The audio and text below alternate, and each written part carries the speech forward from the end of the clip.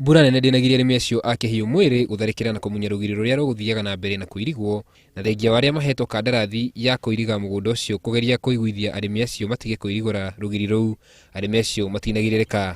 Na sisi shamba si yetu, ni kazi ya kufanya. Basi hii barua tufanye hivi tupeleke kwa polisi.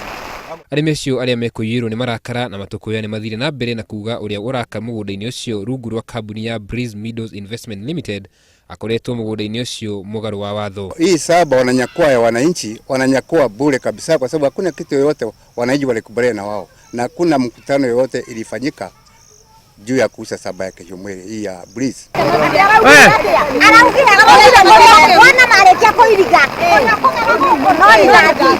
Oho nĩ morĩtie thirikari gũthiĩ na mbere na gwatũrĩra arĩmi othe a Kĩhiũ Mwĩrĩ mũgũnda ũcio.